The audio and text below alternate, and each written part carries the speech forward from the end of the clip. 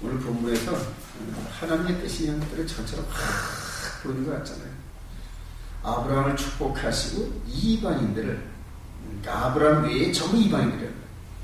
그러니까 아브라함을 한 사람으로 모델하우스로 세워서 그 시대에 아브라함을 본받아서 모든 사람들을 복을 주시려는 하나님의 계획. 아브라함에게 할례를 주시고 여호와의 도를 주셔서 의와 공도를 행하는 그런 그 백성들이, 그러니까 그 법을 따르면 하나님 백성이라는 거예요. 그러니까 하나님 백성에서 합법적으로 하늘에서 계획하셨던 그 축복을 막 부으시고. 그게 이제 그 복이 아들 이삭에게 갔어요. 이삭을 어릴 때부터 얼마나 이뻐했겠습니까? 아브라함. 100세 만에, 물론 여러 아들이 있지만 첩의 아들들이란 말이에요. 근데 이 이삭만큼은 언약의 아들이에요. 낳기도 전에 그 아들을 통하여서 내가 모든 언약을 이룰 거야. 그러니까 믿음으로 받은 아들. 그러니까 다 같은 아들이 아니란 말이에요. 아들이 아들. 약속으로 얻은 아들. 나중에 그 이삭의 그림자를 이렇게 비춰졌던 몸통 되신 분이 누구다? 예수 그리스도. 언약의 주체가 되시는 예수 그리스도. 그래서 이삭이나 이런 모든 삶은 장차 우리 구주 예수 그리스도께서 하늘의 복을 우리들에게 부어주실 통로 역할을 하는 모델하우스였다. 그러니까 이삭을 바라보면서 누굴 바라본다? 예수 그리스도. 이삭을 바라보면서 눈으로 보이는 세상의 축복을 이제는 예수 그리스도로 말미암아 눈에 보이지 않는 하늘의 모든 축복을 보는 영적 시야가 터져야 돼요. 영적 시야. 그 영적 시야의 이런 모든 복은 보이는 복 이거와 차원이 다른 그런 복. 저와 여러분들이 그 복을, 그 축복을 발견하면서 사모하는 심령이 되면 그때부터는 하늘의 복이 임하기 시작합니다. 영적인 복이. 자, 여기서는 그 주목할 만한 단어가 있는데 우리 12절에 보니까 이삭이 그 땅에서 농사하여 그 해에 100배나 얻었고 100배.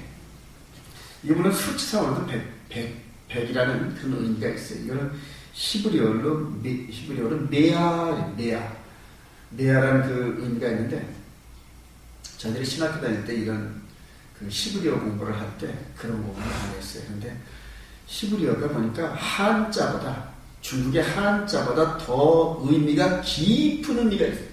그 글자 하나하나마다 거기에 뜻이 있단 말이에요.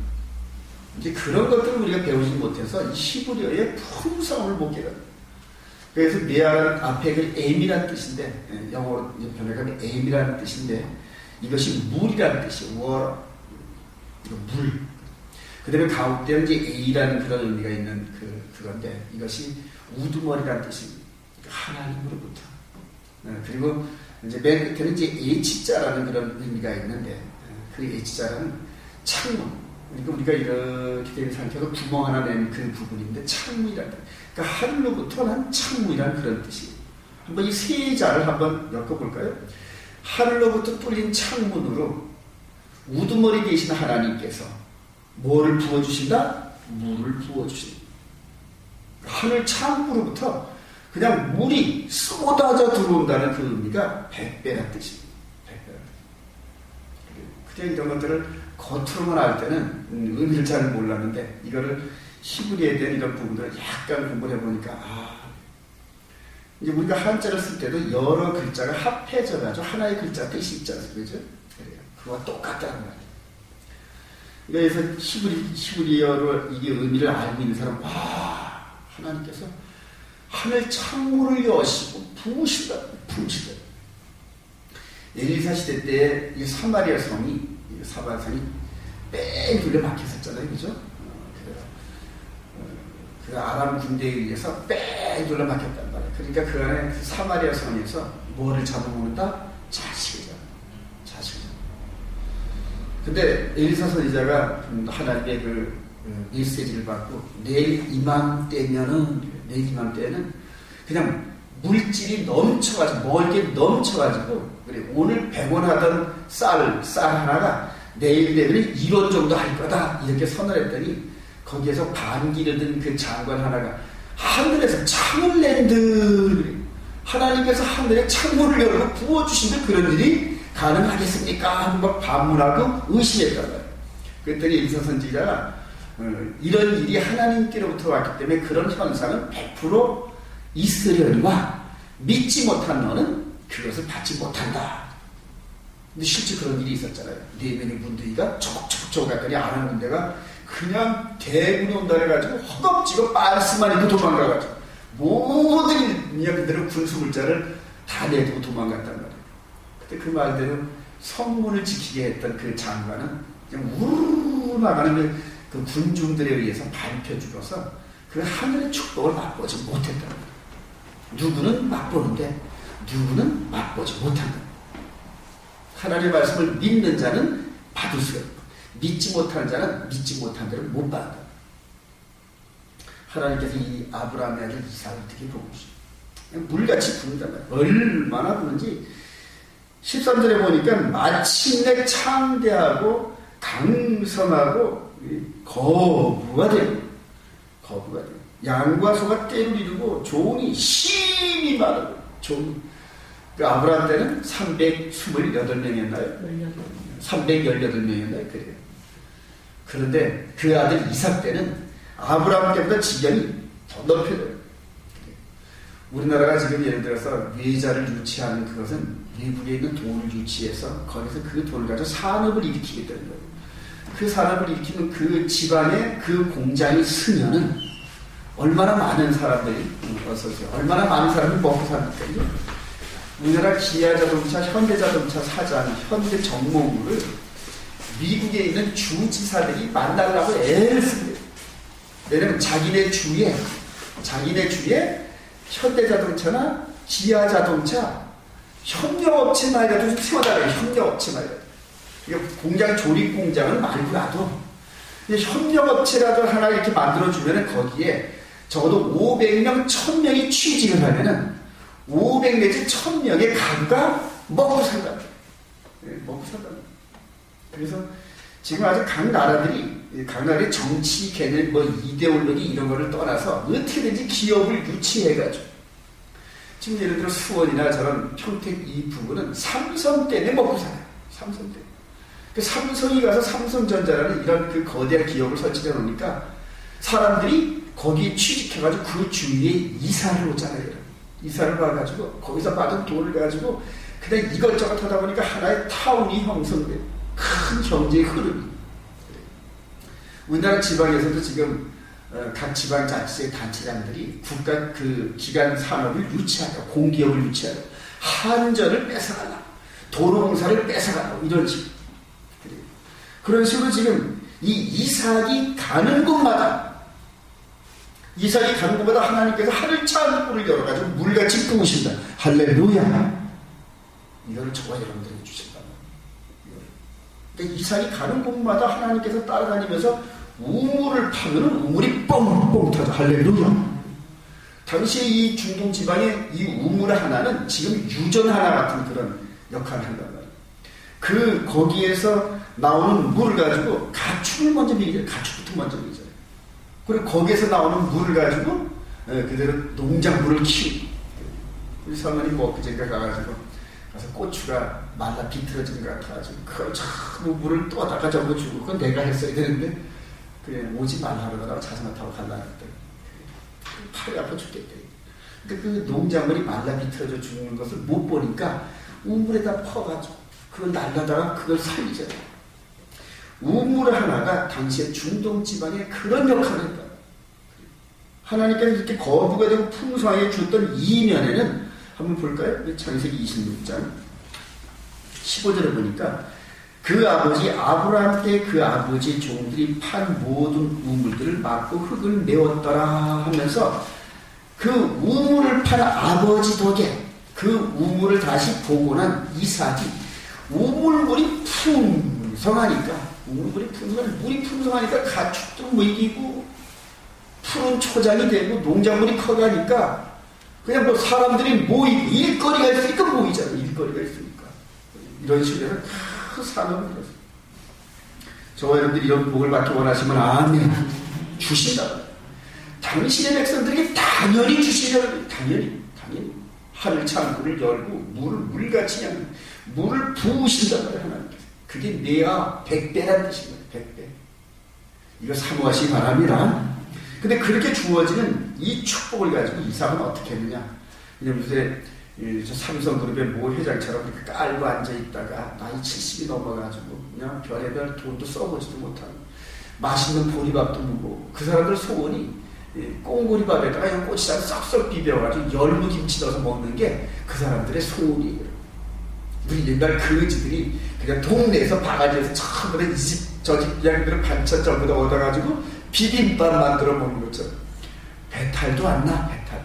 그지들은 배탈도 안 나고 설사도 안 하고. 근데 있는 사람들은 조금만 뭐 잘못 먹으면 그냥 설사하고 그냥 배탈나고 그러거든요. 그래요.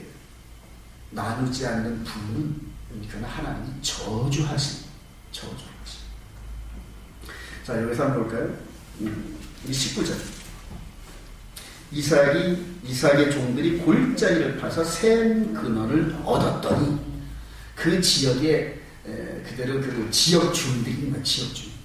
20절에 보니까 그랄 목자들이 이삭의 목자와 다투어가지고 이제 그 우물을 뺏는 거예요. 이거 우리 땅이야, 이거. 어디서 굴러온 놈이 이렇게 땅을 파가지고 우물을 뛰어내서 그대로 무력으로. 근데 그걸 대항했느냐? 안 했단 말이에요. 20절 하반절에 보니까 그 우물 이름을 에색이라 하였으며, 에색이란 말은 여러분들 그 각주에 있죠? 다툼단 말이에요. 네 우물이냐, 내 우물, 네 우물이냐, 내 우물이냐. 이거 옛날 우리 아버지가 파신 거 아니야. 저희들이 파진 않았지만, 그럼 이 땅은 누구 땅이야? 우리 땅이잖아. 이런 식으로 다퉜단 말이야. 그러니까 나중에 이삭이, 그래, 너들 해. 그리고 그 귀한 우물을 너들 해. 그리고 다투지 않고 뒤로 물러간다. 다투지 않고. 자, 21절 한번 읽어봅시다. 시작. 또 다른 우물을 봤더니 그들이 또 다툼으로 그 이름을 신나라 하였으며, 신나가 뭔 뜻입니까? 대적함. 다투고, 맨 처음에 다퉜어요. 그다음부터는 조금 강도가 높았어요. 대적. 근데 이게 대적함이라는 뜻은 죽일 듯이 덤벼들었다. 죽일 듯이. 점점 세지죠. 그랬더니 22절. 이삭이 거기서 또 옮겨 다른 우물을 팠더니 그들이 다투지 아니하였으므로 그 이름을 르호봇이라 하였다. 르호봇의 뜻이 뭡니까? 장소가 넓음, 다툼, 대적함, 그리고 양보하고 뒤로 물러섰더니 이제는 넓음, 장소가 넓어서 맨 처음에 우물 하나 또 그대로 또 파고 그러니까 이제는 여러 개, 그 힘들다는 그 우물이 여러 개가 있단 말이에요. 여러 개가 있으니까 다툴 일이 없잖아요. 그러니까 하나님께서는 그렇게 해가지고 갈등의 요소를 없앤다. 있는 것을 부족하게 해서 서로 더 먹으려고 싸우려는 것이 아니라 그것은 하나님의 백성들이 그들 하나님의 의와 공도의 삶을 살면서 하늘의 축복을 내게 됩니다. 강복금마다. 그렇게 해서 넘치는 거 가지고 이웃들에게 나눠주면서 다툼과 대적함이 이런 것들을 없애야 된다. 이삭이 그런 삶을 살았다. 할렐루야. 믿음의 아들 이삭이 자기가 무슨 재주 갖고 된 게 아니잖아요. 하나님께서 하늘 창구를 열어주셔가지고 그대로 부어주시는데 그 복이 어떻게 해서 말하는 거다? 그 앞에 한번 잠깐 보십시오. 그 복이 4절부터 한번 봅시다. 3절부터 이 땅에 시작. 이 땅에 거주하면 내가 너와 함께 있어 네게 복을 주고 내가 이 모든 땅을 너와 내 자손에게 주리라. 내가 네 아버지 아브라함에게 맹세한 것을 이루어 네 자손을 하늘의 별같이 번성하게 하고 이 모든 땅을 네 자손에게 주니 네 자손으로 말미암아 천하 만민이 복을 받으리라. 이는 아브라함이 내 말을 순종하고 내 명령과 새 명기문과 내 율례와 내 법도를 지켰음이라 하신다. 그랄 지방에 들어가면서 하나님께서 이 언약을 하셨잖아요. 그리고 그대로 이루시는 그대로 지금 이루시는. 근데 그 조건이 뭐다? 아브라함이 지켰던 여호와의 도를 그 아들 이삭이 충실하게 명령, 계명, 율례와 법도 이제 요즘에 저와 여러분들의 버전을 말한다면 십계명을 우선 지켜.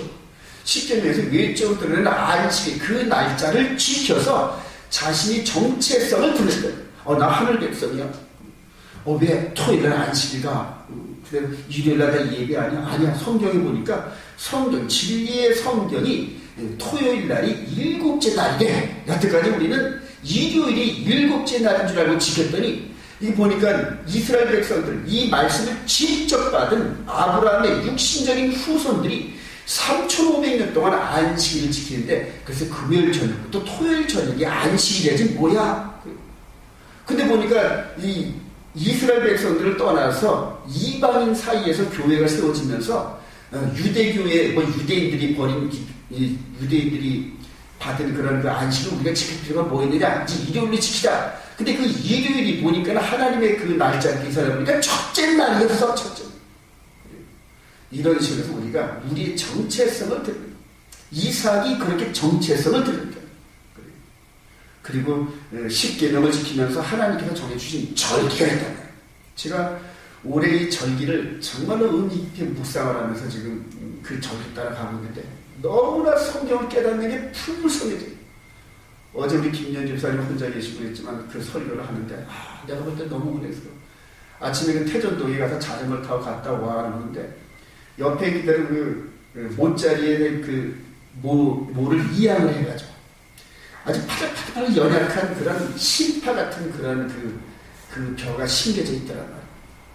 연약한 이제 그것이 보니까 이 봄절기에서 6월절 때 그냥 그대로 우리의 심령 땅을 뒤집어가지고 이제 씨를 이제 오순절날 하늘의 그 말씀에 생명의 씨를 뿌릴 터인데 우리로 하여금 우리 심령을 갈아엎어가지고 포랗게 만드는 그 기간이 6월절, 무교절, 초실절 이 과정 속에서 오순절의 기간이면 이 50일 동안이에요. 근데 이 50일 동안 오순절날 약속하신 것을 어떤 것을 내려주실까 하고 사모하는 심령 가운데서 집중하고 기도했대. 마지막에 40일이 지나고 나서 열흘 동안은 그 나라의 다락방의 성도들이 전심전력에 기도했대. 하늘에 그 불이 내려왔대. 하늘에 불이. 어마어마한 불이. 어마어마한. 기도하면 병자가 뻘떡뻘떡 나와. 앉은 배가 뻘떡뻘떡. 죽은 자가 뻘떡뻘떡 이렇게 세우는 그런 하늘의 능력과 권세가 임하는 오순절이에요. 제가 계속 여러분들에게 이 강조하는 이제 오순절날, 올해 특별히 오순절날 기대하시라. 마지막 때 이사야를 감당하려면 세상에 돈과 권세 갖고는 하나님 나라를 세우지를 못한다. 이병철 씨봐요. 이건희 씨봐요. 그렇게 돈이 많아도 어디 하나님 나라를 세웁니까? 오히려 그냥 그들 손가락질 받고 많은 사람들의 지탄이 계산이 돼요. 우리 만약 이건희 씨가 예를 들어 현 상태에서 예수를 믿을 때는 반대로 사람들이 다 예수를 안 믿을까? 저렇게 예수 믿는 사람이 저런 꼴이니까 나는 안 믿어. 이렇게. 아니에요. 하늘 나라는 온유와 겸손한 속에서 하늘의 능력과 권세를 더 믿는 것이 하나님 나라를 세우는 것. 믿으시면 아멘. 이삭이 그랬다. 다투는 양보하고 대적하면 뒤로 물러서고 그리고 하늘 보고 바라보면서 기도했더니 뺏긴 것보다 10배를 더 주시고 또 뺏긴 거 양보한 것보다 100배를 더 부어주시고 나중에 이제 내일 또 새벽기도 하겠지만 이런 것들을 보면서 대적하던 세력들이 무릎을 꿇고서 당신이 하는 그 일들을 보니까 여호와라는 분이 당신들과 함께한 게 맞다. 결과적으로 아브라함과 이삭을 중심으로 했던 이 작은 원의 모델하우스가 큰 지역에 전부 다가 똑같은 지구지. 예수 그리스도로 말미암는 이 하나님의 성전이 예수 그리스도 한 분이 성전이에요. 그리고 그분을 예수 그리스도를 나의 구주로 영접한 모든 사람들에게 성전이 이 신령이 지어져서 우리 마음 가운데서 하나님을 섬기면서 이 마음이 의와 공도로 충만해지면서 그렇게 살아가는 거예요. 믿으시면 아멘. 한 절만 더 보고 마칩시다. 로마서로 가십시다. 이거를 바라보면서 사도 바울이 이거를 이제 영적으로 재해석해서 저와 여러분들에게 권면합니다. 나 사도 바울이 머리가 좋아가지고 전부 다 이렇게 기록한 건 줄 알았더니 전부 다 구약보고 다 해요. 로마서 12장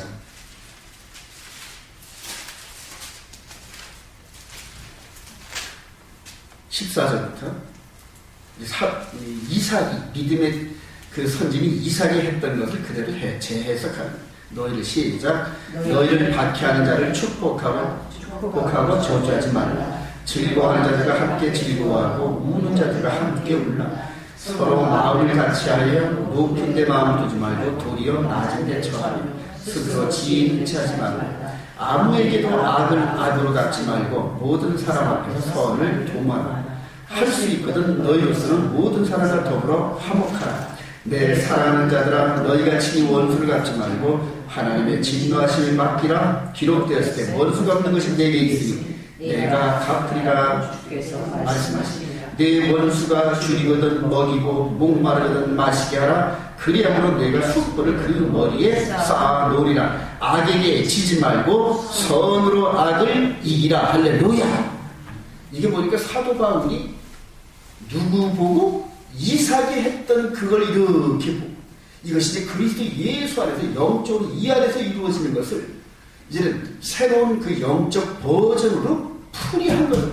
이삭이 그렇게 살았고 이렇게 살았다. 넉넉하게 부어주니까 아이고 물질 갖고 뭘 싸워?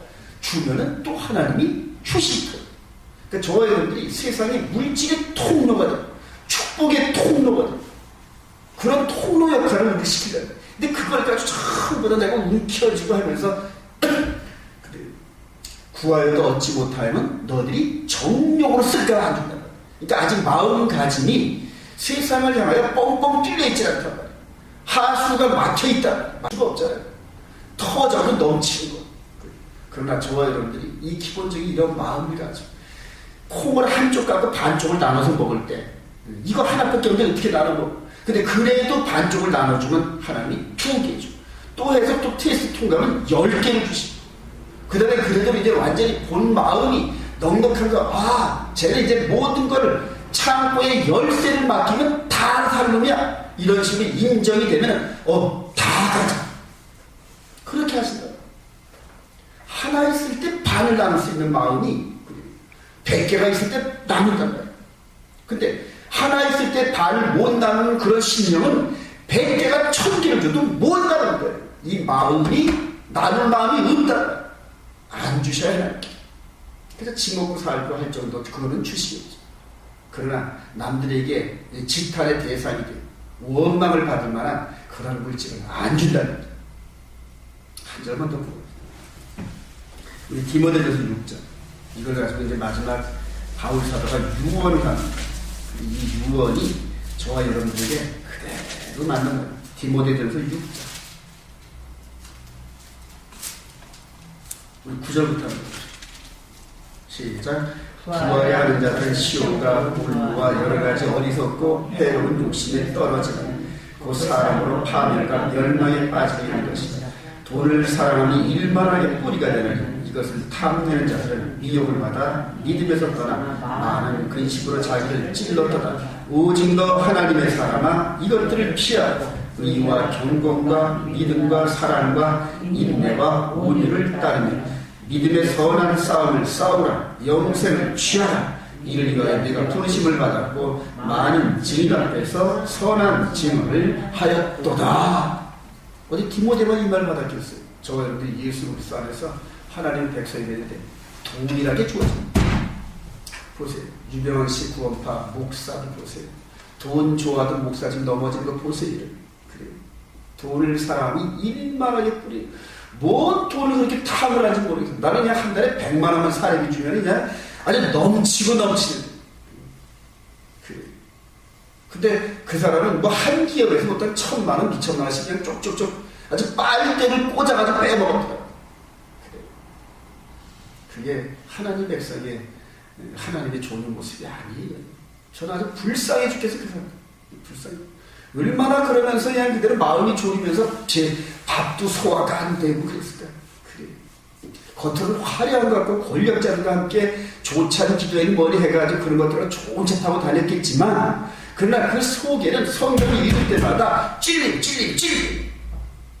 그러니까 세상 사람들한테는 돈과 권력이 있으니까 제가 그대로 아이고 이렇게 받을지 모르지만은, 그러나 만군의 주 여호와 하나님의 말씀이 성경을 읽을 때마다 제정신이 있는 사람이라면은 자기 행동이 성경과 반대되는 길을 가면서 얼마나 찔렸을까? 그러나 그것이 나중에 찔림을 계속 피하다 보면 양심에 화인이 맞아가지고 그 다음부터 성경이 안 보여요. 하나님께서 눈을 가려가지고 전혀 하늘의 비밀을 깨닫는 영적인 눈을 가려버려서 말씀을 주시지 않습니다. 그러나 세상 것이 가난해지면 가난해질수록, 심령이 가난해지면 가난해질수록 하늘의 보화가 있습니다. 하늘의 보화. 저희 하늘의 보화가 주시기를 여러분 기도해 주시기 바랍니다.